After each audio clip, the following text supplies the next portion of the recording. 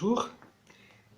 J'ai prié avec l'évangile du jour en Luc au chapitre 24, les versets 13 à 35, les disciples d'Emmaüs. Alors tout d'abord, la grâce que j'ai demandée, c'est d'être capable de reconnaître la présence de Jésus ressuscité dans ma vie et dans les événements. Alors comme ce récit est très visuel, il se prête bien à contempler ce qui se passe dans cette scène. Et dans un premier temps, je me suis arrêté sur ces deux disciples qui quittent Jérusalem et parlent entre eux de ce qui s'était passé.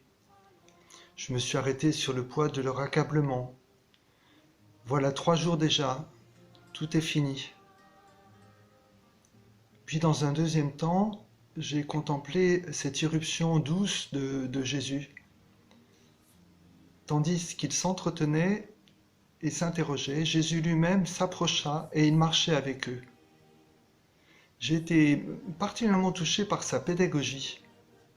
D'abord, cette manière qu'il a de se faire proche, cette présence d'abord simplement physique. Il se fait compagnon de route, il marche, il est silencieux, à l'écoute. Puis ensuite, ce qui m'a touché, c'est la place centrale de la parole, avec un petit et un grand P.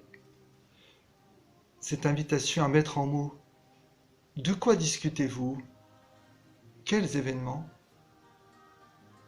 Et puis, c'est seulement à partir du point où ils en sont que Jésus apporte l'éclairage des Écritures sur sa passion, le vrai sens de sa mission. Le mystère, c'est que pour autant, ça ne semble pas suffire. Il faudra le repas et le partage du pain pour que les yeux s'ouvrent. Quand ils approchèrent du village où ils se rendaient, Jésus fit semblant d'aller plus loin.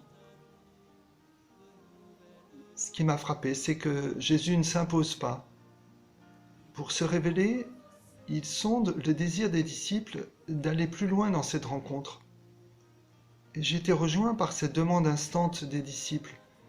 Reste avec nous, car la nuit approche et déjà le jour baisse.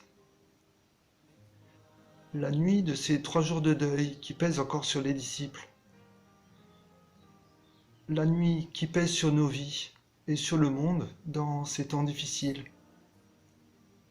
Cette nuit qui va être illuminée par la fraction du pain, comme une nouvelle scène peinte magnifiquement par Arcabas. Et puis cet élan de vie retrouvé qui les fait repartir aussitôt vers Jérusalem, vers la communauté des frères, qui va confirmer la vérité de ce qu'ils viennent de vivre. Le Seigneur est vraiment ressuscité. Il est apparu à Simon-Pierre. C'est la grâce et la force de l'Église. Et puis enfin, sur la fin de mon temps de prière, j'ai été très habité par ce chant que je vous propose de laisser aussi résonner. Marche avec nous, Jésus ressuscité.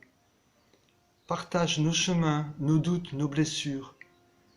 À l'heure où nos espoirs ne sont que vanité, que ta voix nous rassure.